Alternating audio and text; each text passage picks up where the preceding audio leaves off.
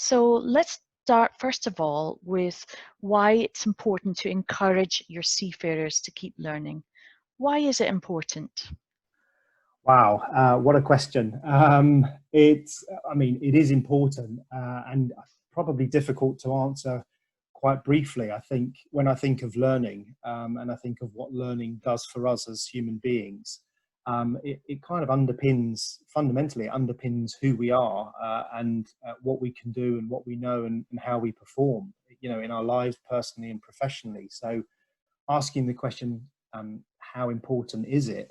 I would say that learning is for the mind what exercise is for the body. And, just as food and drink nourishes the body, learning nourishes the mind. And it's not just about learning something in life or developing skills and knowledge and then having acquired that, going no further. I think one thing that's constant in his life is change, and factored into that is our need and our necessity to have to continue to learn to meet those changes, whether it's in the way we do things in life, whether it's new technologies, new practices, new ways of working. We're constantly evolving as people to meet those changes and challenges. So I think it's important both professionally in order for us to remain relevant and stay up to date and be proficient at what we do in our careers, but also personally to grow as people, to become leaders as we grow in our careers and as we begin to mentor and teach the next generation below us and to be role models for them. So we're always learning and we're always developing. So what advice would you give to crew managers on how to encourage seafarers to keep learning during long passages at sea? Yeah, that's another great question. What I would say is that learning is available to everybody, and there's that old saying that every day is a learning day. Now, whether we choose as individuals, whether we choose to embrace that opportunity, whether we choose to learn, whether we can be bothered to learn, and whether we're willing to learn is actually a different matter.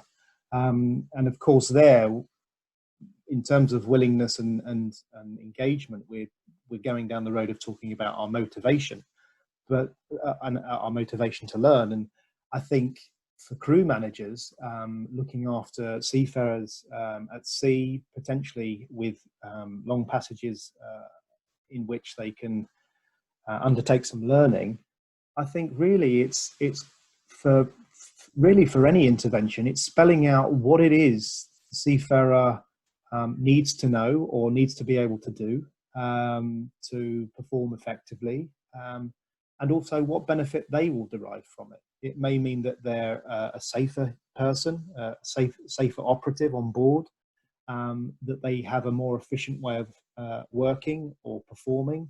So there has to be some reward from any training intervention, from any learning that takes place, whether that's personally, professionally, or both.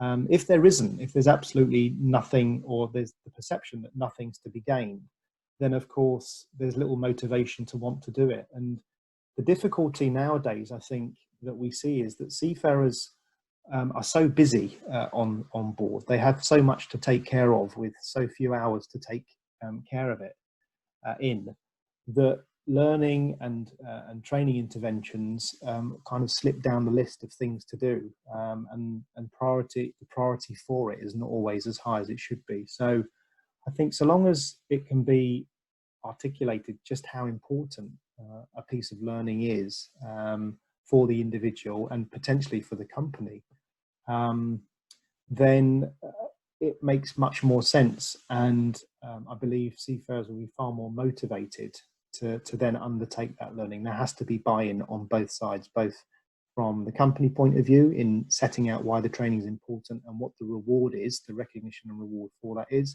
and from the seafarer's point of view, what's in this for me? What am I going to get out of it? How is it going to help me personally and professionally? There are a lot of courses out there which use video tutorial e-learning and that have a face-to-face element as well. And there are lots more face-to-face courses than there are online courses. What advice would you give to organizations who want to adapt courses, who want to turn face-to-face courses into e-learning? Yeah, that's a question that's quite that's been asked quite a bit in recent weeks with the current pandemic that we're going through. You know, how can we move training online? How can we learn in lockdown with so many bricks and mortar institutions forced to close their doors? It really is quite a popular question, and I would always set out by saying you have to look at what the outcomes of the learning are, and really be clear on what it is somebody needs to know or to be able to do at the end of any piece of training. And when you start boiling that down and you're looking at the learning outcomes and the learning objectives for any course, for any piece of training, you can very quickly establish what is and what isn't possible to achieve online. And I say that because I work for an e-learning company. We produce learning films, we produce e-learning courses, but I wouldn't sit here and I wouldn't make a claim or seek to claim that every type of training can be delivered online, because clearly where skill development is involved, there has to be some physical intervention and some physical hands-on practice. You know, you can't physically put out a fire and activate a fire extinguisher on a computer. You have to put that in your hands, you have to pull the pin, you have to pull the trigger. And so we have to be realistic about what is and what isn't possible. But of course, technology is where we've seen a colossal shift in the way people are learning. And particularly during this last 2 or 3 months, where we've all been forced to find other ways to learn and to achieve certification, we're seeing companies and individuals get very creative and taking their learning online, virtual classrooms, webinars, of course, online content through e-learning courses, videos, animation, simulation, and so on. So whereas face-to-face training, attending a classroom for 6, 7, 8 hours a day in front of somebody who would deliver that training and would control the learning, direct the learning.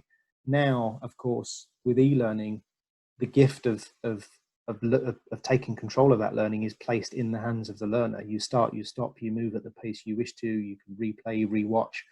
You can really control all of the learning yourself. And where there is a face-to-face element that's needed, perhaps for some group work or some show and tell, we're seeing virtual classrooms and virtual breakout rooms where learners can meet those outcomes electronically. So I think we're going to be seeing more of this. I don't think the use of technology and online resources is restricted solely to the COVID pandemic. I think once these lockdowns are lifted and we start to return to normal, we're going to see far more training in future carried out online. Thank you very much, Stephen. I'm sure there'll be a lot more questions after this, but for now, I'll say thank you very much. My pleasure. Thank you.